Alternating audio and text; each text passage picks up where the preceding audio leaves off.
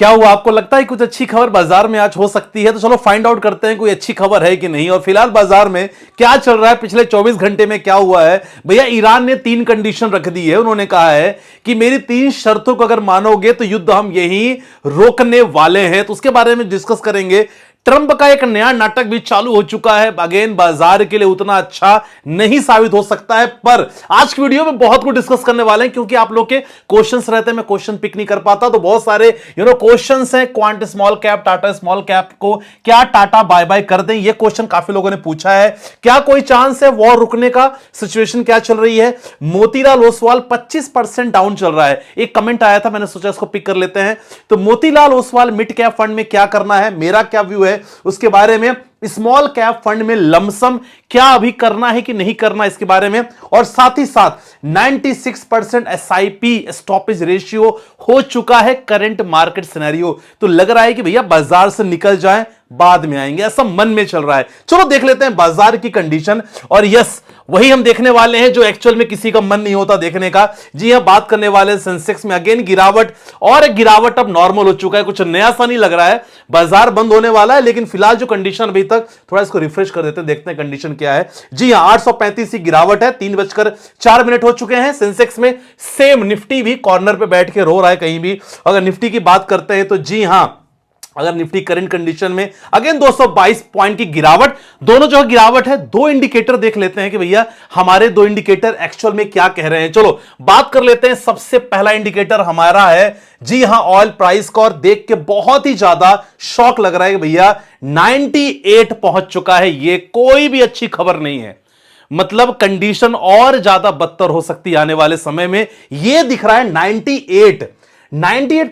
कल हम 90s को देख रहे थे, और अगर ये 100 पहुंचता है, 110 पहुंचता है, मतलब कहीं ना कहीं क्रूड ऑयल का जो डिमांड है ना, बहुत ज्यादा हो रही है, सप्लाई नहीं हो पा रही है। इन्फ्लेशन लगातार, महंगाई बढ़ रहा है। सॉरी टू से दैट भाइयों, और जितने लोग देख रहे हो, कोई इंटेंशन नहीं रहती बुरी खबर का, लेकिन क्या करें, बाजार में फिलहाल यही चल रहा है। तो भैया हमारा जो पहला इंडिकेटर क्लियर कह रहा है कि भैया मामला अच्छा नहीं है, पहली बात। चलो दूसरे इंडिकेटर की ओर जाते हैं। जी हां, एफआईआईज और डीआईआईज। कल का डेटा देखते हैं कि भैया कल एफआईआई और डीआईआईज ने क्या किया है। अगेन कल मैं आपसे पहले कह दिया था कि भैया बिकवाली जारी है। अगेन बिकवाली की है एफआईआईज की। देखो 39,000 करोड़ की बिकवाली हो चुकी है। कल भी उन्होंने 6,267 करोड़ की बिकवाली की है। मेरे 2 इंडिकेटर, आई थिंक अब बाजार में कुछ भी सिचुएशन होगी आराम से आपको पता चल जाएगा इन दोनों को देखते हुए।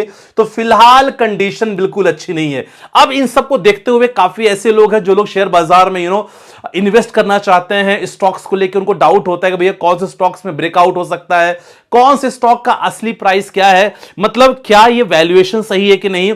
एनालिसिस करने का टाइम नहीं होता, इसलिए आप लोग के लिए मैंने फ्री व्हाट्सएप ग्रुप का लिंक डिस्क्रिप्शन पर डाल दिया है। और बगल में वीडियो भी चल रही होगी, किस तरह आपको सिंपल जाके ज्वाइन कर लेना, 2-3 दिन में अप्रूवल मिल जाएगा। लेकिन सबसे इंपॉर्टेंट है, यहां बड़े बड़े एनालिसिस रहते हैं जो लगातार आपको हेल्प करते हैं स्टॉक्स को फाइंड आउट करने में कि कौन सा स्टॉक कितना अच्छा हो सकता है लॉन्ग टर्म में। लेकिन मैं आपको इतना ही कहूंगा कि भैया ये ग्रुप केवल लर्निंग पर्पस के लिए है, ओनली एजुकेशन पर्पस के लिए, सीखने के लिए।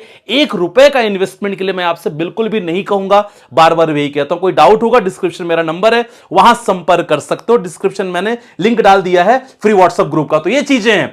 अब बाजार में बाकी क्या चीजें चल रही हैं भैया। ईरान ने ना 3 शर्तें रख दी हैं। 3 शर्तें आप देख सकते हो भैया, तीनों शर्तें उनकी ना खतरनाक है। और ऐसी शर्त को देखते हुए ना ट्रंप, मुझे लगता है ट्रंप चच्चा बगल में कॉर्नर पे खड़े होकर मुस्कुरा रहे होंगे, भैया तू क्या शर्त रखेगा। डिसाइड तो मैं करने वाला हूं कि मैं युद्ध कब रोकूं। 3 कंडीशन रखी है। पहली कंडीशन रखी भैया, ईरान के जितने भी अधिकारी बड़े गढ़ हैं, जो गैजेट्स ऑफिसर हैं, उनको एक प्रॉपर क्या हो सकते हैं, उनको सीट दिया जाए, प्रॉपर तवज्जो दिया जाए, प्रॉपर रिस्पेक्ट दिया जाए, जो बड़े बड़े ऑफिसर हैं ईरान के। पहली कंडीशन ईरान ने रखा है। दूसरी रखा है भैया, आप ना जितने भी युद्ध में जो नुकसान हुआ है सर, हमें कंपनसेशन चाहिए। और तीसरा इंपॉर्टेंट है कि फ्यूचर में ऐसा कोई जो वॉर है, जो आपने किया है हमला, फ्यूचर में ऐसा कुछ होना नहीं चाहिए। ये सारी कंडीशन ईरान ने रख दिया है। तो ट्रंप कॉर्नर में खड़े होकर मुस्कुरा रहे हैं, हंस रहे हैं कि भैया ये तो हम करने वाले हैं, तुम कहां हो। तो ये पहली खबर जो बिल्कुल भी अच्छी नहीं है। आप समझ रहे हो कि ये कंडीशन लगातार बद से बदतर होती चली जा रही है। क्या करें भैया, कुछ और चीज बताने के लिए तो रहता नहीं है। अब ये ट्रंप जो है ना, दिमाग से सठिया गए हैं, पागल सा हो गया बंदा। ये क्या बोल रहा है कि भैया अभी ना आने वाले समय में हम तो और टैरिफ लगाने वाले हैं। किस पे टैरिफ लगाने वाले हैं भैया? भारत और अगर बात किया जाए चाइना के साथ साथ 16 दूसरे जो देश है ना, एक नया टैरिफ करने वाला है बंदा। भाई पागल सा हो गया यार, कुछ नहीं कर सकते भैया। यहां मैं आपसे यही कह रहा हूं, आप सबसे कहता हूं भैया, कुछ दिन पोर्टफोलियो मत देखो, पोर्टफोलियो को कॉर्नर पर रख के घूमने चले जाओ कहीं यार, नहीं तो सच बता रहा हूं कि अटैक वटैक आ जाएगा यार।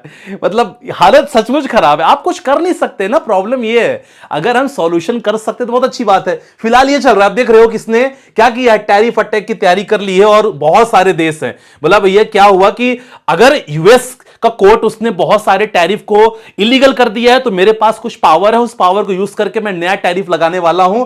और ये टैरिफ भैया बहुत सारे अलग अलग कंट्रीज हैं, आप देख सकते हैं। कंट्री का नाम Singapore, Indonesia, Bangladesh, Switzerland, Japan, दक्षिण कोरिया, मैक्सिको, ताइवान, बहुत लोग हैं भारत और चाइना के अलावा। तो खासकर इसको मोहब्बत भारत और चाइना के साथ है, तो ये पाकिस्तान पे नहीं लगा है। देखो, तो ये सारे चीजें हैं जो दोनों चीजें बाजार के लिए उतनी अच्छी नहीं है। अब आपके कुछ क्वेश्चन ले लेते हैं, इंपॉर्टेंट है। पहला क्वेश्चन है, quant small cap Tata small cap को टाटा बाय बाय। मैं नहीं कहूंगा टाटा बाय बाय करने का। अगर आपके पास टाटा स्मॉल कैप है, क्वांट है, लमसम करने की कोई राय मैं नहीं दे रहा हूं, लेकिन इंपॉर्टेंट यह है कि इस फंड में बने रहना बहुत जरूरी है। जी हां, फंड का परफॉर्मेंस अच्छा नहीं है क्योंकि बहुत सारे आईटी स्टॉक्स इसके अंदर हैं जो लगातार इस फंड के परफॉर्मेंस को खराब कर रहे हैं। अब कैटेगरी स्मॉल है ना भाई, स्मॉल कैटेगरी में सबसे ज्यादा जब खासकर ऐसे युद्ध की सिचुएशन चलती है, तो जो हमारे फंड मैनेजर होते हैं ना, अपने पैसे को, खासकर आपके पैसे को हमेशा लार्ज कैप स्टॉक्स में शिफ्ट करने की कोशिश करते हैं, जो लगातार वो लोग कर रहे हैं। इसीलिए आपको लगातार ये डाउन दिख रहा है। इसका मतलब ये नहीं कि भैया इससे आपको दूरी बनाए रखना है, नहीं। एसआईपी चल रही है, कंटिन्यू चलने देना, क्योंकि आप लोग के क्वेश्चन मेरे पास 10-20 क्वेश्चन आ जाते हैं दिन में। एक क्वेश्चन, एसआईपी बंद कर दें। अरे क्यों बंद करना यार, फिलहाल शॉर्ट टर्म नहीं है ना, ये मैंने आपको बता दिया। क्वांट स्मॉल का आपको बता दिया, का कोई चांस है वॉर रुकने का? फिलहाल नहीं लग रहा है सर। फिलहाल दोनों इंडिकेटर देखते हुए, ऑयल प्राइस प्लस एफआईएसडीएस का डेटा देख के नहीं लग रहा है कि यहां वॉर सिचुएशन रुकने का कोई चांसेस हैं, तो यहां तो नहीं है। मोतीलाल ओसवाल, फंड अच्छा है, लिमिटेशंस हैं, बहुत कम स्टॉक्स हैं इस फंड में है, इसीलिए आपको लग रहा है कि भैया फंड में परफॉर्मेंस नहीं आ रहा है। फंड ऑलरेडी फंड ने बहुत अच्छा रिटर्न दे चुका है पिछले 5 सालों में, 10 सालों में, 12 सालों में। थोड़ा सा पेशेंस रखो। मोतीलाल अगर आपके पास है, कंटिन्यू बने रहना है। मेरा तो देखो यही कहना है, बाकी सर आपका पैसा, आपकी मर्जी।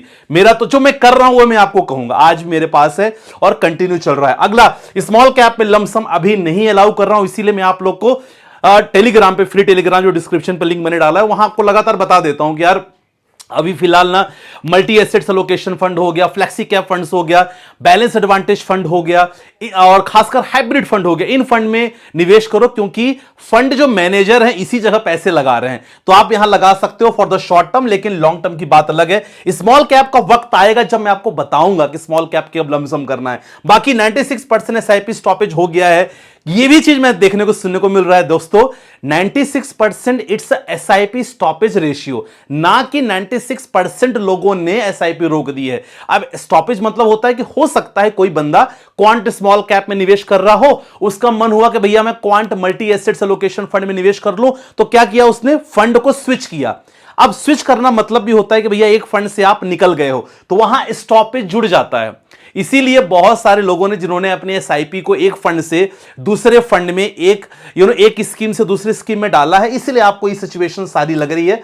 बाकी मैंने आपको ये सब बता ही दिया है कि भैया ट्रंप का क्या नाटक है, और ईरान और भैया क्या क्या उन्होंने कंडीशन रखी है, ये सारी कंडीशन आपको मैंने बता दी है। तो आज की वीडियो में हमने काफी कुछ कवर कर लिया है, आशा करता हूं कि समझ में आ गया होगा। बस यही आपसे बोल रहा हूं कि भैया टेंशन नहीं लेना है, परेशानी नहीं होना है। जो चीजें हमारे कंट्रोल में नहीं है उसको टेंशन लेके हम क्या कर लेंगे यार, है ना। एसआईपी चलने दो, म्यूचुअल फंड चलने दो, अच्छे अच्छे स्टॉक्स में निवेश करो। डाउट होता है तो हमसे संपर्क कर लेना, मैं आपको बता दूंगा।